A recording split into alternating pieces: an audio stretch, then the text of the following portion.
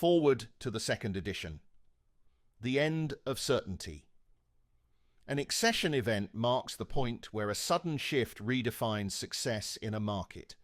That, dear reader, is the cornerstone thesis of this book. It's about how these seismic shifts happen, what fuels them, and how to turn them into golden opportunities. Think of it as your treasure map for navigating the chaos. Back in late 2014 and early 2015, while stitching together the first edition of this tome, it was becoming abundantly clear that Excession Events weren't just reshaping the business world at an almost comedic pace, but they were also shaking politics and society to their very cores.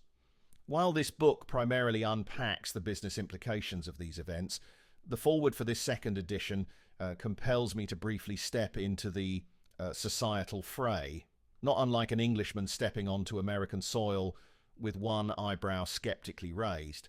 As an Englishman in the United States during the Brexit debates and the rollercoaster ride of the US election cycles, I had a front row seat to the drama, popcorn not included. It became strikingly obvious that the old left-right political dichotomy was losing its luster. Instead, new battle lines were forming around two visions of society: inward-looking nativism versus outward-looking globalism. The new war isn't red versus blue, it's insular versus interconnected. Of course, political upheavals don't just spring up like weeds. They're the delayed consequences of excession events that have been quietly brewing over decades. The deindustrialization of Western economies has left many livelihoods effectively evaporated, creating fertile ground for discontent. Enter the populists with their siren song of nostalgia.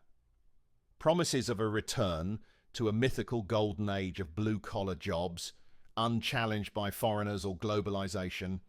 It's a pitch as soothing as a lullaby, and just as far from reality. For those caught off guard by technological changes, reinvention can feel impossible. Populist politicians prey on this fear, peddling an alluring fantasy that the future's uncertainties can be dodged by retreating to an idealized past. But let's be clear. Technology doesn't come with a reverse button. Once the genie's out, it doesn't politely climb back into the bottle. The danger lies in society's willingness to buy into these nostalgic promises.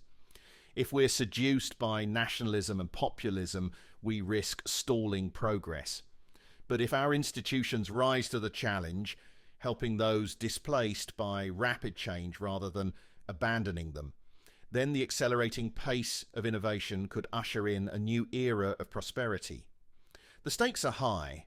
If the strong men prevail, those bullies and demagogues peddling fantasies of rewinding the clock, the world could be in for a rough ride. My prediction, a mix of both outcomes.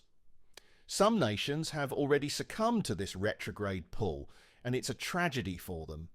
But if the United States or Europe were to follow suit, the consequences would be catastrophic on a global scale. Originally, this book was conceived as a field guide to navigating excession events and maximizing business opportunities. But in 2025, it feels like something more, a toolkit for resisting the lure of demagoguery and building a future that embraces change rather than retreating to an imaginary past. Let's use it wisely.